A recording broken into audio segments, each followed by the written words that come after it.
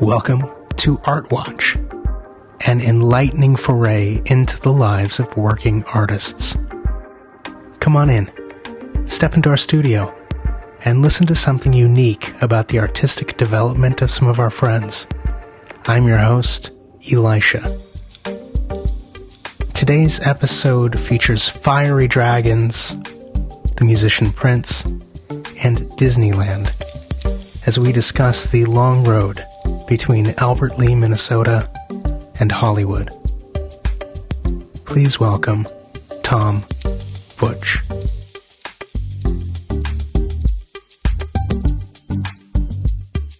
Welcome to ARTWATCH. So your career has a long and pretty varied history. How would you describe your artistry? Well, what I am is a scenic designer, and I don't know, maybe a lot of people aren't really familiar in detail with how that works. But so what that means is that I get together with the director of a play or an event or some kind of activity, and I figure out the way it looks, the way it works visually. And what I do is we talk about how it should be, how it should move. Some plays have 20 scenes, some plays have one. They're one-act plays, three-act plays. They're really big level of complexity and differentiation there. But I also consider myself, at least in the early part of my career, to have been a scenic artist. And while the designer designs the set, the scenic artist paints the set and makes it look like it's supposed to look. And I did that for the first 14 years when I started working professionally. So how do you approach the visual production of like a 2 or 3 act play where you have to create the entire visual aspect of that show? Well, you start off by reading the play, obviously, and you try to react to the play and think about how it makes you feel and get a sense maybe of colors and things like that. And then you talk to the director, and that's the most important person in your life. And so you get together with them and you talk and talk and talk about how should it work? If it's a musical, if it's got a whole bunch of scenes, how are we going to shift the scenes and make it seamless and flow like a film maybe? Or maybe you don't want it to flow like a film. Maybe you want to have, shifters come out and make it very theatrical in that way so the audience sees how things go together. And then once you've done that, you make some sketches, you show them to the director, you kick it back and forth, it changes, it adapts. I would do color sketches, maybe in photo. Now I do them in Photoshop. I used to do them in gouache when you draw everything out. And my tubes of gouache are all dried up now, though, that the computer has entered my life. So it's a long, complicated process, but it's really so collaborative and really a lot of fun. Working in the theater like that was always my favorite thing to do. Sounds like you have to have working knowledge, though, of pretty much every medium in order to help direct that. Yeah, you do. It isn't just being able to paint, it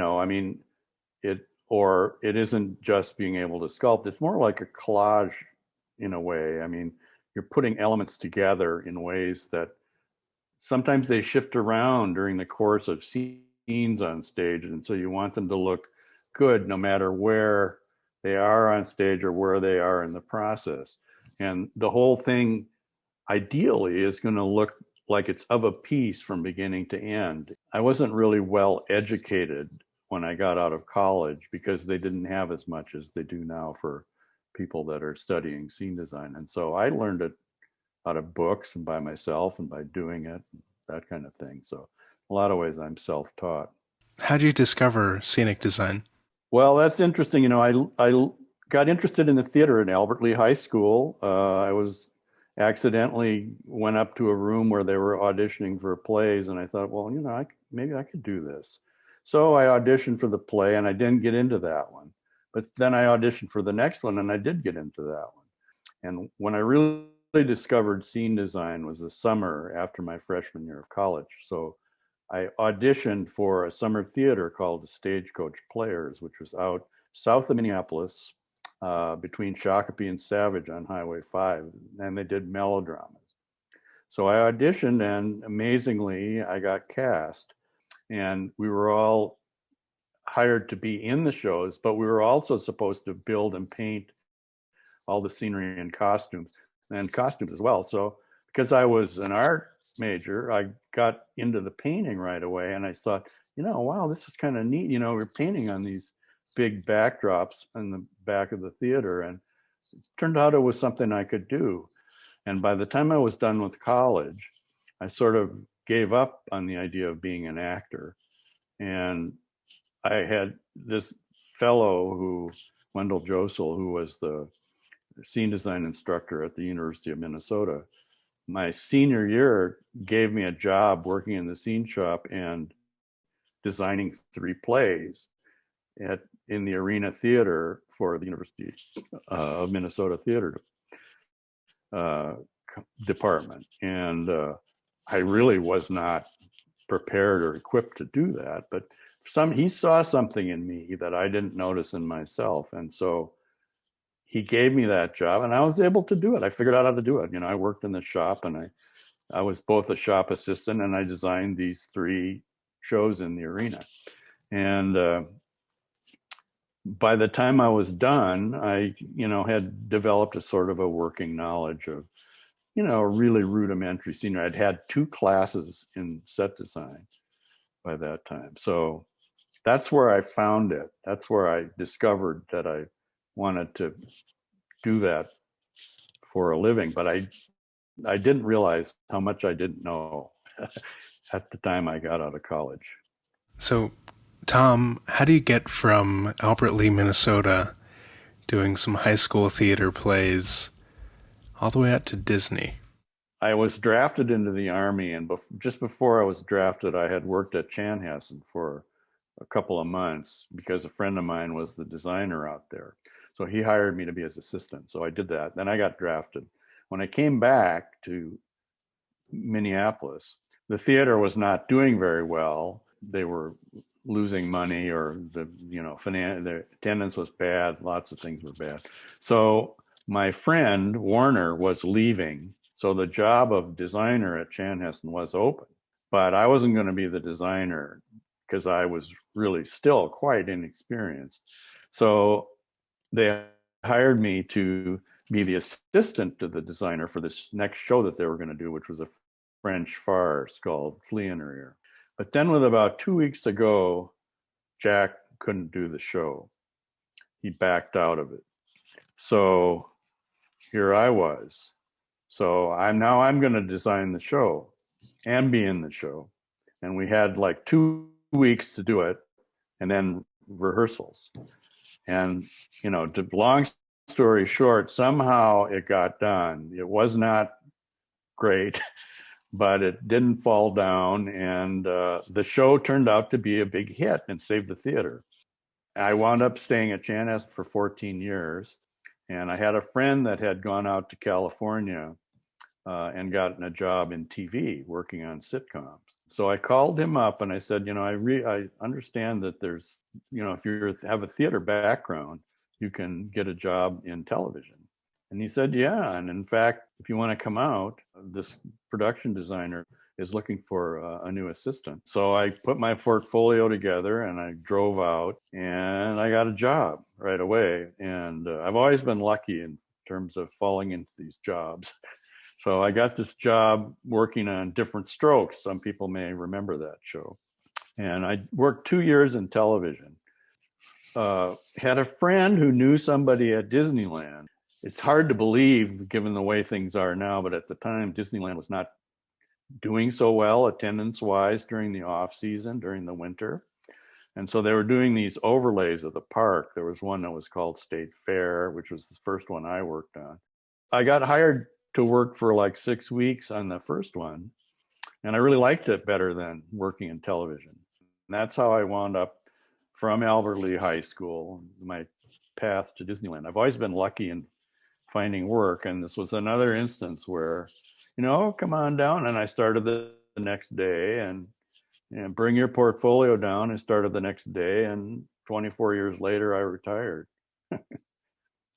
Now, Tom, I know there's an interesting story that has to do with a certain backdrop that you painted during your time at Chanhassen. Oh, the one for the Prince album?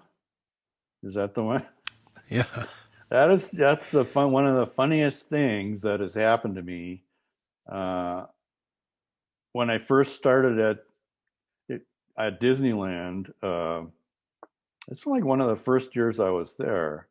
This guy who used to be one of my assistants and was one of my best friends, said, "You got to look at this new Prince album, The Sign of the Times. I think they used one of our drops from Guys and Dolls that we painted." And so I went out at lunchtime and I bought the album, and sure enough, there's this. I don't know. We used to call it the street drop.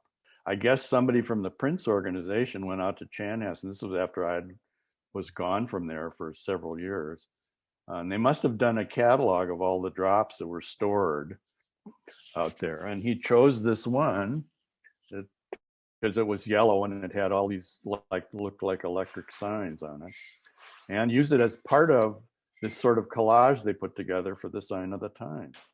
Do you have a favorite project? Well, the one that I think of most fondly, I guess, is Fantasmic, which is this big outdoor spectacular at Disneyland. I did it in 1992, way back then. I worked on it for a year.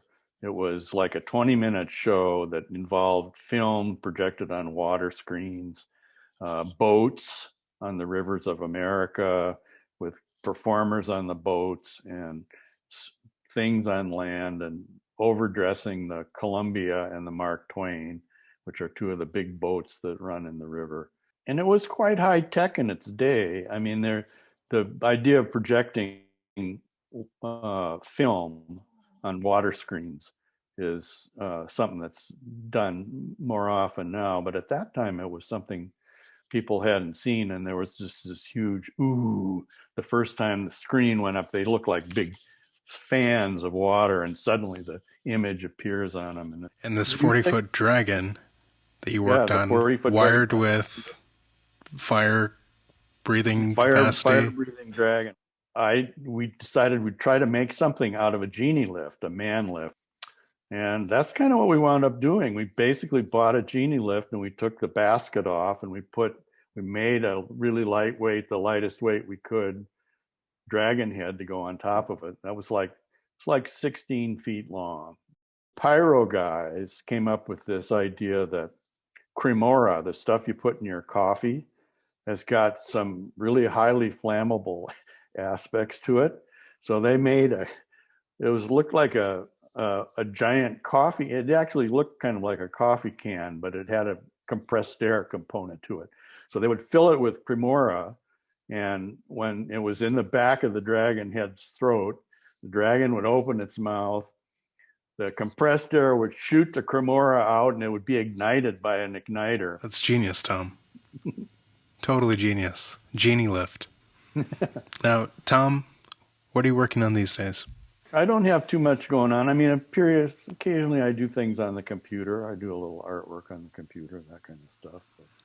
And every now and then you get called in to help on a sculptural fish for an arts after school program. Yep.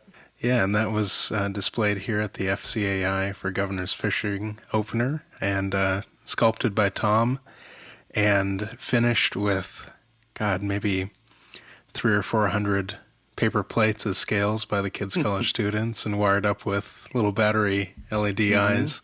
That was a really fantastic thing. Well, Tom, I thank you so much for your time. Take care. You're welcome. And thank you for listening to ArtWatch. If you enjoyed this show, please consider writing a review on Apple Podcasts, leaving a tip at leaveatip.org, or if you can, support the production with a small monthly donation. Information on this, the video version of the podcast, more of Tom Butsch's work, and future episodes of this show can be found at artwatch.us. Thanks to this episode's sponsor, the Freeborn County Arts Initiative. Located in the historic former Bessison Opera Palace in Albert Lea, Minnesota's historic district, the FCAI is an arts nonprofit that offers a wide range of programming, from visual arts to virtual open mic nights. Visit them online at www.fcai.us.